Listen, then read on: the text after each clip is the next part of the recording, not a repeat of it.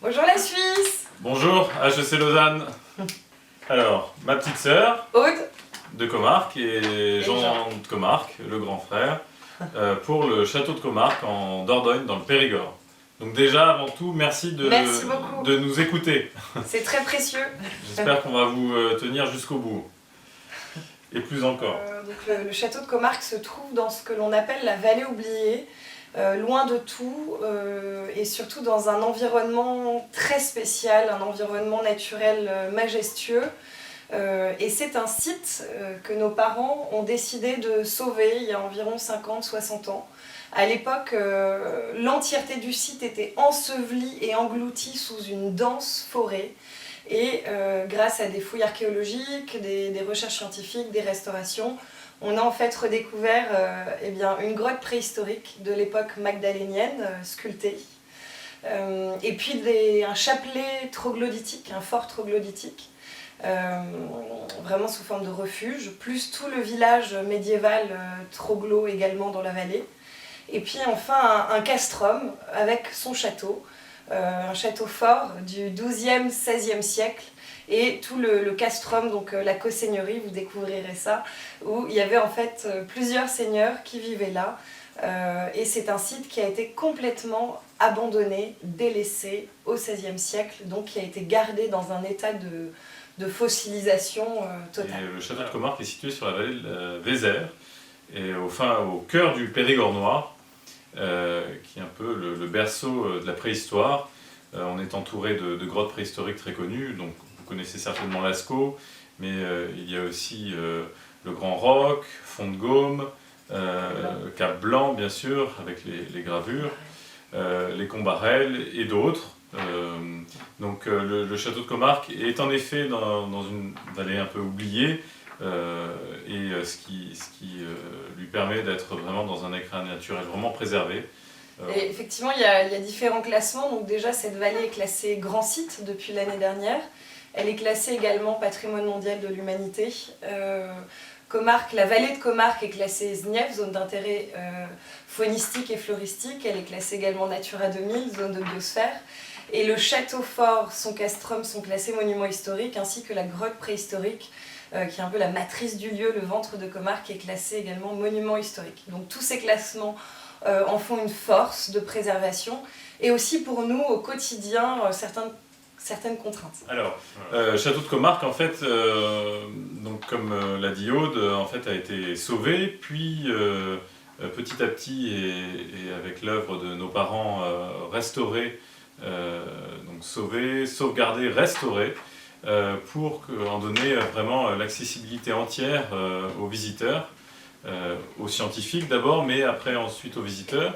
Et le château de Comarque, donc le site de Comarque, est ouvert depuis l'an 2000. Depuis les années 2000.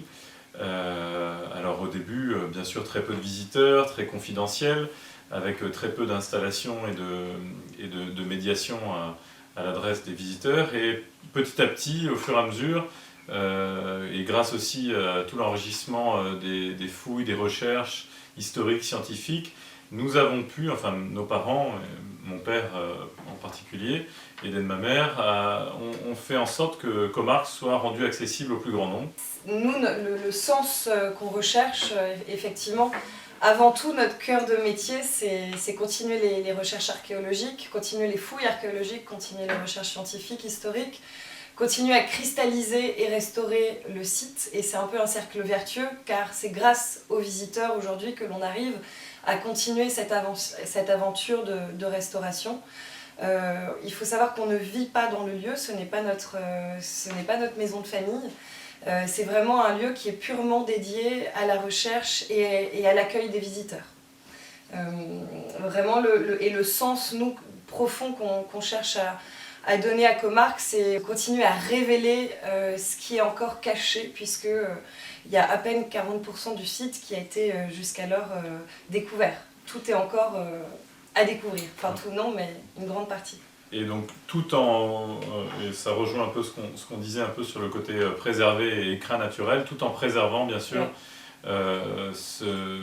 cet écrin vraiment protégé, et qu'on s'attache à laisser comme tel en fait. On veut transmettre ce site doit être transmis dans son état naturel, un peu brut, mais et aussi préservé, ce qui en fait aussi son attrait. Les visiteurs apprécient aussi d'arriver dans cet endroit, un peu à l'écart de tout. Hors du temps. C'est vraiment ce que les visiteurs apprécient. Aude, vous parlez tout à l'heure des certaines contraintes que le site a et qui nous amène aussi d'ailleurs à vous solliciter, à vous proposer ce challenge, enfin ces challenges.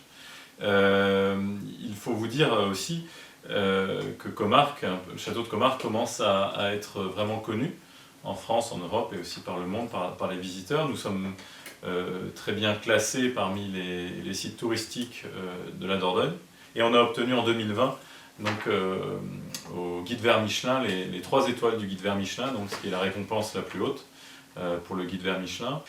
Mais toutes ces belles récompenses et ces reconnaissances ne nous font pas oublier que toujours se dépasser. Voilà. Effectivement, aujourd'hui, en fait, on arrive à un stade où on a quand même, après 10 ans de travail, réussi à faire de Comarque une destination importante. On a aussi réalisé de nombreux travaux qui permettent aujourd'hui d'avoir des espaces de réception et puis d'accueil des visiteurs. Néanmoins, on stagne quand même à 50 000 visiteurs. On aimerait vraiment passer une marche en plus et atteindre les 80 puis les 100 000 parce qu'il y a vraiment l'espace d'accueillir tous ces visiteurs. On a quand même de nombreuses contraintes. Alors, la première étant qu'on est très éloigné des axes de route principaux. Il y a comme disait Jean, il y a la vallée d'Ordogne puis la vallée Vézère. La vallée Vézère est beaucoup plus sauvage et intime que la vallée d'Ordogne où se trouvent vraiment de multiples châteaux.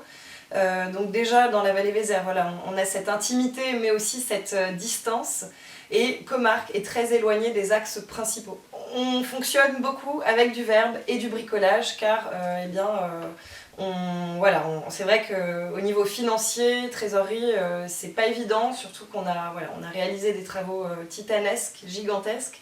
On paye encore les emprunts qui sont très lourds chaque année et du coup chaque année on réfléchit, qu'est-ce qu'on met dans le budget com, qu'est-ce qu'on met dans le budget restauration. On n'a pas d'agence de com, on fait tout en interne, on a une petite équipe, on fait vraiment tout en interne.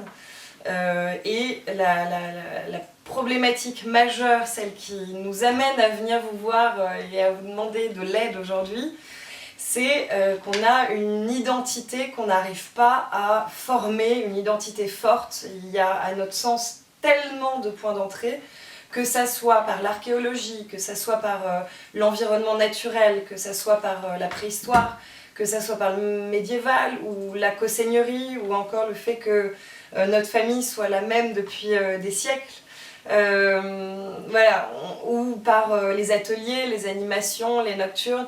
En fait, on a une offre qui est considérable et mettre de côté certaines choses pour créer une identité forte, nous, on n'y arrive pas. On a fait de nombreux essais, mais voilà, c'est pas convaincant, on n'est pas convaincus. Donc notre premier challenge et la problématique qu'on aimerait que vous nous aidiez à résoudre, c'est déjà essayer de benchmarker un peu, en tout cas réussir peut-être à comprendre les attentes des visiteurs de demain pour savoir ce qu'il faudrait qu'on puisse mettre en avant, vraiment notre axe de communication forte qu'on puisse mettre en avant sur l'identité du site. Et voilà, ça c'est notre premier challenge. Avec vous. Et le second, c'est qu'on se lance dans un projet de mécénat assez ambitieux, surtout axé cette fois-ci sur les fonctionnalités, c'est-à-dire un accueil éco-responsable, avec des matériaux biosourcés, mais un accueil où on pourra enfin avoir une boutique et puis aussi un espace restauration parce que du coup le fait est que les gens sont un peu captifs une fois qu'ils sont sur le site. Ils passent d'ores et déjà 3 voire 4 heures de temps de visite sur le lieu. On aimerait que ce temps de visite soit un petit peu mieux récompensé et nous permettre de prolonger les projets pour réaliser Comarque sur les étoiles, donc des nocturnes. On a évidemment plein d'idées, mais il faut l'illuminer et surtout le sécuriser, c'est vraiment le point majeur. Il y a d'autres projets dans ce dossier de mécénat, mais ça c'est vraiment les deux projets centraux. Alors juste pour que vous sachiez, nous on est en train aussi à côté de ça de réaliser Comarque en réalité augmentée. C'est un projet sur lequel on travaille, qui nous est donné, enfin c'est un don de compétences qu'une entreprise est en train de faire avec nous.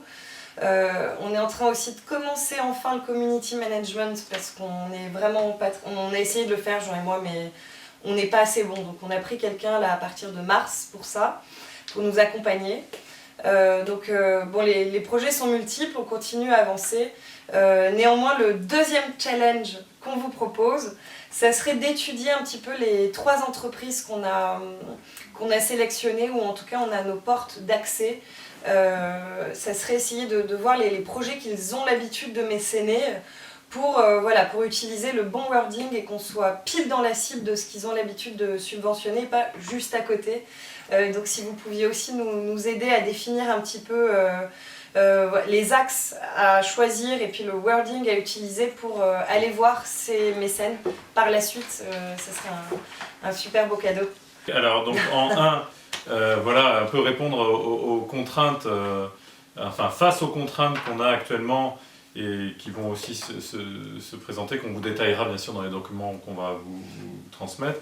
Donc face à ces contraintes-là, quelles seraient les solutions à apporter, les bonnes idées, les astuces, donc ça pour les contraintes techniques, mais aussi un peu pour ce qui relève de nous, organique, de ce qu'on est.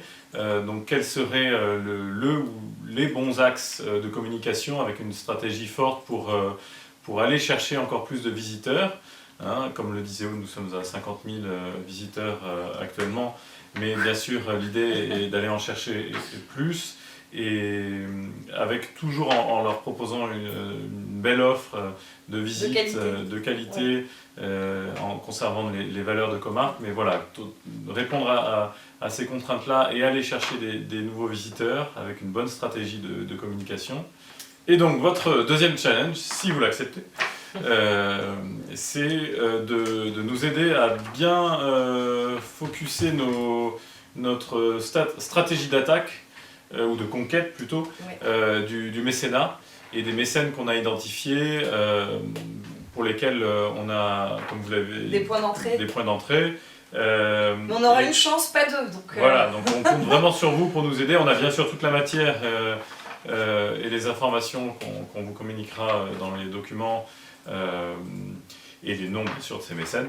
Donc voilà, ça sera votre deuxième challenge, et on espère que vous allez nous aider sur cela aussi. Vraiment, pour nous, c'est une chance inestimable de pouvoir avoir votre aide, votre soutien, et surtout d'avoir toutes vos têtes bien pensantes, bien faites, qui vont nous permettre de sortir un peu la tête de l'eau, parce que c'est vrai qu'on navigue dans tous les dossiers hyper pointus, et finalement on a du mal à prendre du recul surtout qu'on est quand même en Périgord noir, au fin fond de nos territoires, et d'avoir vos têtes bien faites, bien pensantes, qui peuvent nous donner de l'énergie et nous aider à passer ce cap, c'est vraiment un cadeau inestimable. Donc j'espère que vous allez passer vous allez apprécier déjà ce projet. On est là à toute étape. Si vous avez des questionnements ou envie de nous contacter, on sera évidemment très facile à contacter.